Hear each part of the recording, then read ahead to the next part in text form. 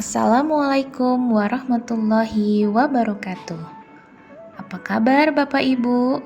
Semoga Bapak Ibu dalam keadaan sehat dan selalu diberikan keberkahan dalam setiap urusannya. Bapak Ibu, selama masa PJJ ini muncul berbagai permasalahan baik terkait proses belajar maupun perilaku Ananda. Panduan ini adalah tanda hormat dan cinta kami kepada Bapak Ibu yang telah bersabar mendampingi Ananda. Kami ingin berbagi beberapa strategi maupun tips-tips pendampingan belajar anak yang dapat Bapak Ibu terapkan di rumah. Semoga bermanfaat. Sejatinya, makna pendampingan itu sendiri bukanlah sekedar menuntaskan tugas-tugas, tetapi juga mendorong terbentuknya karakter siswa yang peduli, mandiri, dan bertanggung jawab terhadap dirinya sendiri. Bapak Ibu, kehadiran kita dalam mendampingi Ananda bukan berarti harus selalu duduk di sebelahnya, atau kita yang sibuk mengejar penyelesaian tugas-tugas Ananda. Ada hal yang lebih penting ketimbang mengejar banyaknya konten. Yang diharapkan dari sebuah proses pendidikan adalah terbentuknya keterampilan-keterampilan dasar belajar, sehingga anak mampu mendorong dirinya untuk memahami dan mengamalkan ilmu yang dipelajari. Maka, hal terbaik yang dapat dilakukan adalah berikan kepercayaan pada Ananda, lalu bantu ia menumbuhkan kecintaannya pada belajar. Ketika belajar terasa menyenangkan, Ananda akan memaknainya secara positif dan menumbuhkan kecintaannya pada belajar. Namun, tentu saja, setiap keluarga memiliki caranya masing-masing untuk menciptakan situasi belajar yang menyenangkan. Kecintaan Ananda pada aktivitas belajar diharapkan akan mendorongnya menumbuhkan sikap tanggung jawab. Untuk menumbuhkan tanggung jawab Ananda, kita dapat mencoba 3 strategi berikut. 1. Menyepakati aturan yang jelas dan perilaku yang diharapkan. 2. Memberikan umpan balik positif secara spesifik. Dan 3. Memberikan perbandingan 3:1 antara pemberian feedback positif dan negatif. Cara pertama, orang tua perlu menyepakati aturan yang jelas dan perilaku yang diharapkan terkait aktivitas belajar di rumah. Meskipun setiap anak berbeda dan ekspektasi dari target aktivitas dapat berbeda antara rumah dan sekolah, namun, adanya aturan ini akan berdampak besar pada sikap anak. Dalam pemberian aturan, kita dapat menggunakan kalimat-kalimat positif agar terbentuk aturan yang lebih efektif untuk anak. Contohnya, ada aturan ikuti kelas sesuai jadwal. Lebih tepat dan lebih positif dibanding kita menggunakan kalimat jangan tinggalan kelas. Dan contoh-contoh selanjutnya. Fokuslah pada aktivitas apa yang mau menjadi target, bukan hanya sekedar memberikan larangan-larangan. Dan dalam menetapkan aturan ini, kita bisa batasi menjadi 3-5 aturan per hari. Dilakukan secara konsisten selama 2 minggu berturut-turut. Setelah itu, baru kita tambah ke perilaku lainnya. Pemberian aturan ini bukan untuk memberi batasan gerak anak, tetapi dengan aturan yang jelas dan konsisten akan menumbuhkan kemampuan anak dalam meregulasi dirinya. Pemberian umpan balik yang positif dan spesifik akan membuat anak membentuk perilaku sesuai yang diharapkan. Hal ini juga dapat berdampak untuk meningkatkan kepercayaan diri anak. Bukan hanya memberikan kalimat pujian, "Good job!" tetapi lengkapi dengan mengatakan hal apa yang sudah bisa ia capai dan jangan lupa katakan sambil tersenyum. Contohnya, Hari ini kamu sudah bisa menyiapkan alat belajar sendiri. Atau, hebat deh, kamu mulai berani bertanya pada guru saat ada yang tidak kamu pahami. Dan yang ketiga, berikan umpan balik positif 3:1 atau 75%. Maksudnya adalah memberikan setidaknya 3 komentar positif untuk setiap 1 komentar negatif. Perbandingan pemberian umpan balik untuk perilaku positif negatif ini berdampak pada hubungan dan kesehatan emosi. Jika kita lebih banyak memberikan komentar pada perilaku negatifnya, maka dapat menurunkan kepercayaan diri dan menurunkan motivasi anak. Contohnya, hari ini Ananda sudah langsung merapikan tempat tidur saat bangun, membantu mencuci piring tapi ada piring yang pecah, kemudian ia sudah menyelesaikan tugasnya tanpa perlu diingatkan. Kita bisa memberikan feedback positif atas 3 sikap positif yang sudah ditampilkan dan koreksi 1 kesalahan hari ini.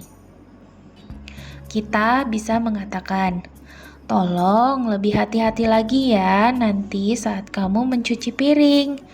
Tidak apa-apa jika belum bisa mencuci piring yang berbahan keramik. Boleh mencuci yang berbahan plastik dulu saja. Tapi hari ini kamu oke deh. Sudah inisiatif bantu cuci piring, merapikan tempat tidur, dan tugas sekolahnya juga sudah selesai. Nah, bagaimana jika tidak ada hal baik yang ia lakukan dan lebih banyak melakukan kesalahan? Bapak Ibu bisa kembali pada cara pertama, yaitu ingatkan perilaku yang diharapkan dapat ia munculkan esok hari.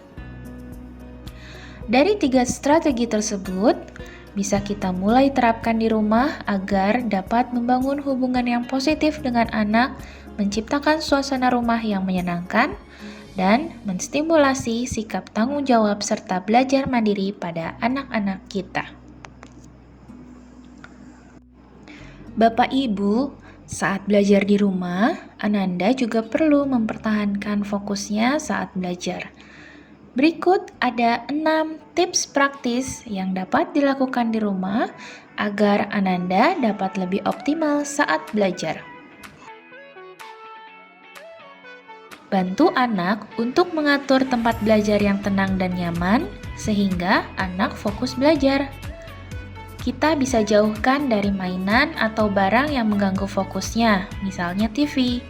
Dan juga sepakati aturan untuk tidak membuka aplikasi lain selain yang diinstruksikan oleh guru. Untuk anak kelas rendah, libatkan dalam aktivitas menata ruang belajar. Sesederhana meletakkan tempat pensil kesukaannya dapat membantu kesiapan belajarnya lebih optimal. Orang tua berperan sebagai konseptor utama, sedangkan anak membantu pelaksanaannya, seperti menata ruang belajar. Sedangkan untuk anak kelas tinggi dapat didorong dan diberikan pilihan-pilihan untuk mengatur tempat belajarnya sendiri. Tawarkan bantuan jika ia membutuhkan peran orang tua pada hal tertentu. Anak dapat diberi kesempatan sebagai konseptor dalam mengatur tempat belajarnya sesuai kemampuannya. Pemberian jeda pada saat pembelajaran online. Beberapa anak mungkin kesulitan untuk duduk tenang selama kelas berlangsung. Melakukan olahraga atau gerakan-gerakan yang ringan dapat membantu anak untuk fokus kembali, mengurangi stres, dan mencegah timbulnya kecemasan. Semisal melakukan gerakan-gerakan senam otak sebelum sesi pembelajaran online atau ketika jeda istirahat. Untuk anak kelas rendah, berikan jeda setelah ia belajar selama 25 menit, durasi jeda setidaknya 5 menit, atau dapat menyesuaikan dengan kebutuhan tiap anak. Boleh jadi setiap anak membutuhkan durasi jeda yang berbeda. Ada anak yang frekuensi jedanya butuh lebih banyak dibanding teman-temannya. Untuk anak kelas tinggi, pada umumnya sudah mampu bertahan lebih lama. Namun tetap perhatikan kebutuhannya untuk tetap ada jeda setelah ia belajar selama 30-45 menit. Sama halnya dengan siswa kelas rendah, setidaknya beri jeda selama 5 menit atau menyesuaikan dengan kebutuhannya. Saat jeda, pastikan ia tidak kembali terpapar dengan gadget sehingga matanya benar-benar istirahat. Yang ketiga adalah pengaturan waktu. Salah satu cara membantu anak mengembangkan kemampuan regulasinya adalah dengan jadwal harian. Bantu anak untuk membiasakan diri dengan jadwal yang terstruktur dan konsisten, dan beri jeda atau waktu istirahat ketika anak tampak frustasi, cemas, atau sangat terganggu.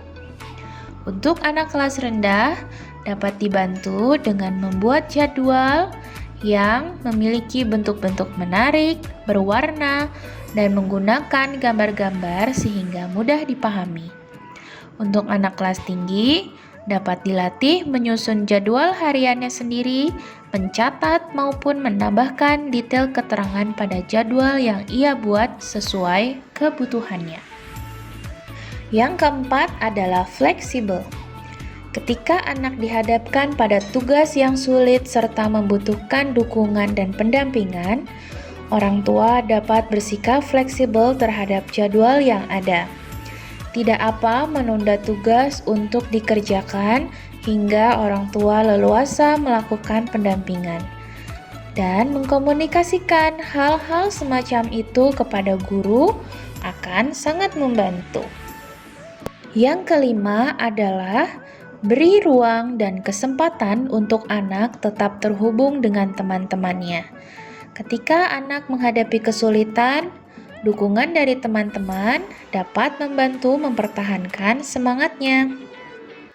Yang keenam adalah komunikasi dengan guru. Membangun dialog dan komunikasi dengan guru adalah hal yang penting untuk dilakukan. Ketika anak tidak dapat mengikuti sesi belajar, mengalami kesulitan dalam mengerjakan tugas, maupun masalah terkait jadwal hariannya selama PJJ, hal-hal tersebut sangat bisa dikomunikasikan kepada guru. Untuk anak kelas tinggi, dapat didorong untuk langsung menghubungi walas atau guru yang mengajar. Sedangkan untuk kelas rendah, dapat dibantu oleh orang tua, namun sudah bisa diarahkan untuk bertanya sendiri kepada guru.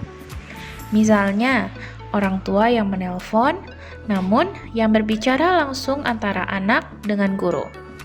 Atau, orang tua bisa memfasilitasi anak agar bisa mengirimkan voice note dalam mengajukan pertanyaan kepada guru, lalu minta anak yang mendengarkan sendiri jawaban dari guru.